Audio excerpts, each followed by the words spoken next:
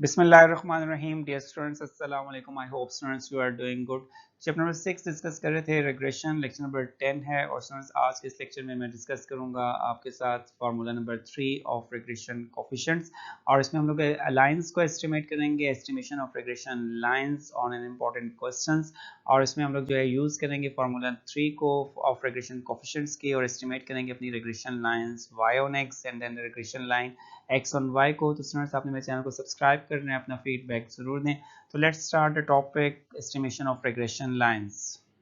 The contents of this lecture is based on exercise question 6.6 और इसमें हम estimate करेंगे regression line y on x को using the formula 3 और then फिर हम लोग एस्टिमेट करेंगे regression line x on y को using formula 3 for regression coefficients. Now students, I am going to discuss the exercise question 6.6 for estimating the regression lines. Now students, same exercise question 6.6 को मैं discuss कर रहा हूँ for all regression coefficients formula के लिए और then पे estimate कर रहा हूँ regression lines को y on x and x on y. The statement of exercise question 6.6 is given the following data on amount of fertilizers x and the yield of wheat y. तो दो variables का data students हमें given है, एक आपके पास जो है वो फर्टिलाइजर्स है x और एक आपके पास जो है वो यील्ड ऑफ व्हीट है विच इज y। और इसमें फर्स्ट पॉइंट पे जो है स्टूडेंट्स हम लोग कैलकुलेट करेंगे regression line y on x को using formula 3 of regression coefficients जो मैं आपसे ऑलरेडी डिस्कस कर चुका हूँ। और देन फिर आपने सेकंड पॉइंट पे जो है वो आपने एस्टिमेट करनी है व्हीट की यील्ड ऑन 13 पाउंड फर्टिलाइजर्स पर। और थर्ड पॉइंट मेरा जो है वो regression line x on y का है, इसको डिस्कस करेंगे और इस डेटा सेट के ऊपर जो है हम इसको अप्लाई करेंगे और कैलकुलेट करेंगे अपनी रिग्रेशन लाइंस को। तो स्टूडेंट्स आपके पास x और y की वैल्यूज गिवन है और यहाँ पे ऑब्जर्वेशंस जो हैं वो आपके पास x की 2, 4, 5, 7, 10, 11, 12 एंड 14 और y की ऑब्जर्वेशंस 8, 9, 11, 11, 12, 14, 15 एंड 16। तो इस क्वेश्चन पे स्टूडेंट्स मैं अप्लाई करूंगा अपनी फार्मूला 3 रिग्रेशन कोफिशिएंट्स का और उसको यूज करते हुए हम लोग जो है अपनी regression lines y on x और x ऑन y को कैलकुलेट करेंगे। For calculating the value of the regression coefficient, we have to prepare some columns.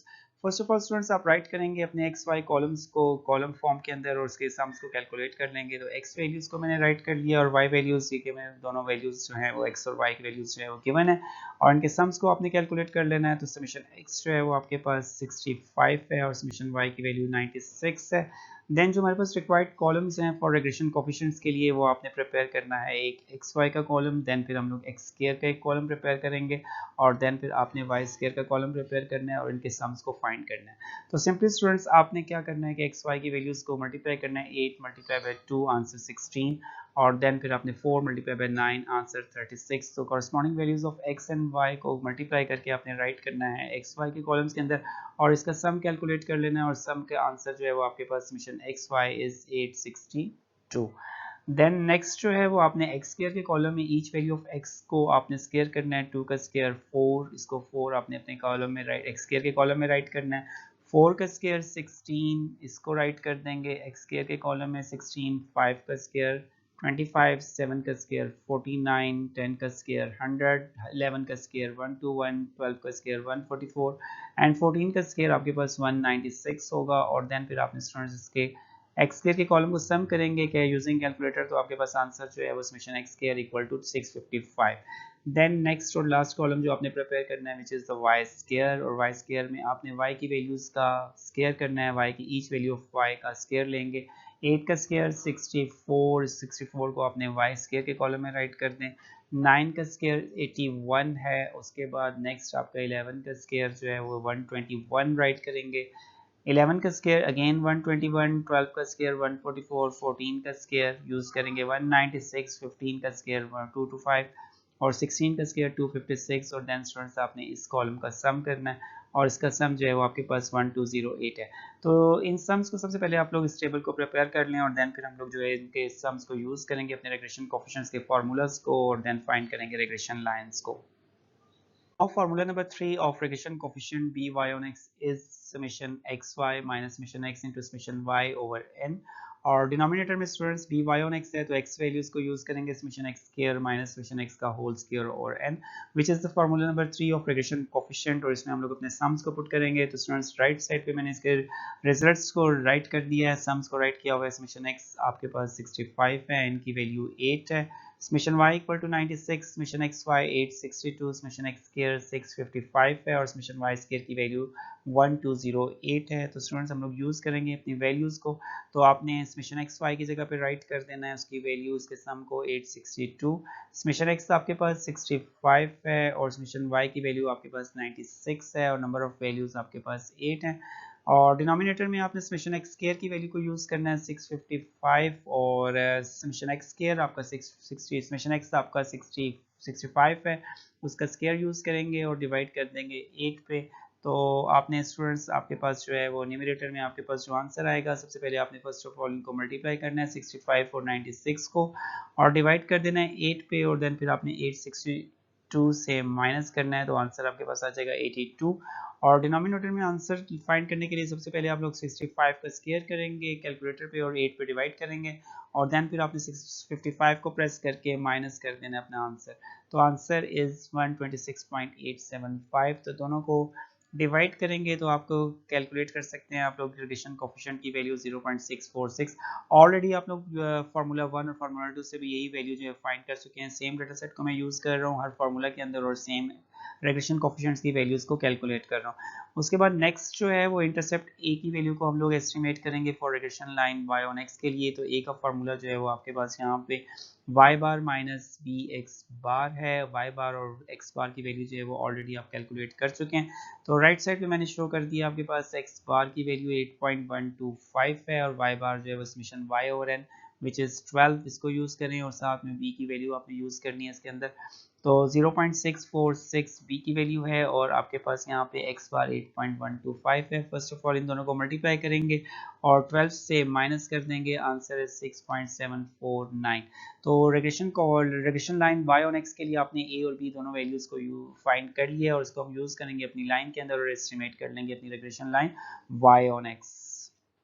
In regression line y on x y equals to a plus B X में हम लोग use करेंगे अपनी a और b की values को और then हम लोग एस्टिमेट कर लेंगे एस्टिमेटेड रिग्रेशन लाइन। तो स्टूडेंट्स आपने a की वैल्यू जो है 6.749 पुट कर देनी है अपनी regression line y on x में और b की वैल्यू 0.646 x आपके पास आ जाएगा। तो this is the estimated regression line. और सेकंड पार्ट में आपने 13 फर्टिलाइजर्स के ऊपर जो है वो वीट फील्ड को फाइंड करना था।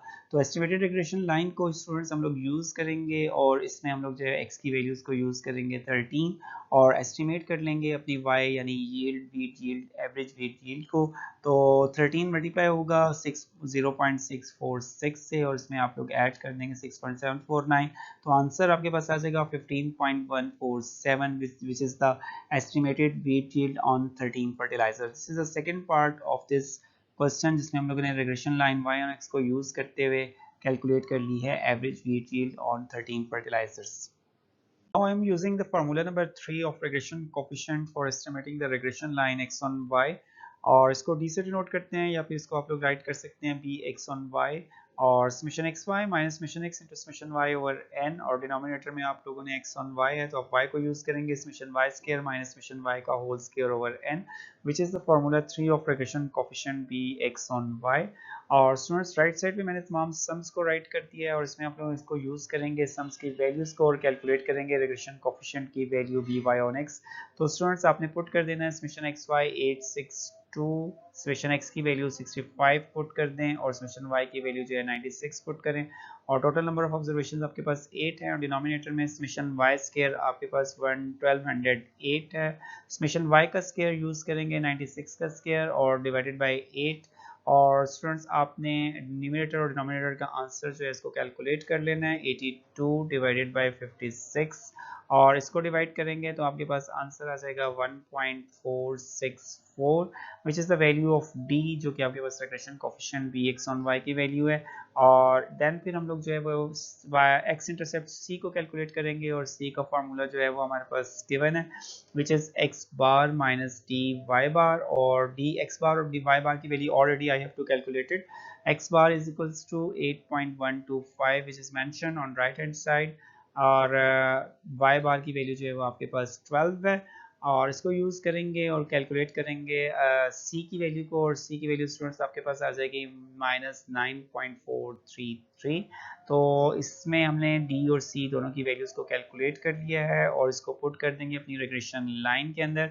और रिग्रेशन लाइन हमारे पास जो है वो आपके पास X on Y which is X equal to C plus T Y है, और सी की वैल्यू आप यूज़ करेंगे यहाँ पे -9.433 और प्लस और डी की वैल्यू 1.464 है y। तो which is the equation of which is the estimated equation या estimated regression line of x on y। x head से इसे डिनोट करेंगे -9.433 प्लस 1.464 y। तो स्टूडेंट इन दिस वे आप लोग कैलकुलेट कर सकते हैं अपनी रिग्रेशन लाइंस को, x ऑन y को और y ऑन x को, using the formula 3 of regression coefficients, जिसको हमने फाइंड किया था, सिंप्लीफाइड फॉर्म हमने फाइंड की थी रिग्रेशन कोफिशिएंट्स की फार्मूला की। और सेम हमने इंटरसेप्ट की वैल्यूज़ को, इंटरसेप्ट के फार्मूलाज को यूज़ किया है सी को, और कैलकुलेट की अपनी regression line, estimated regression line. In this lecture, students, exercise question has been discussed, और इस पर हमने estimate की regression lines y on x को and regression line x on y को using the formula number 3 of regression coefficients को। और students इंशाल्लाह ताला next lecture में students आपसे मुलाकात होगी। अपना ख्याल रखिएगा और students आपने मेरे चैनल को सब्सक्राइब करना है, अपना फीडबैक जरूर दें। ओके students, अल्लाह हाफिज़, थैंक यू।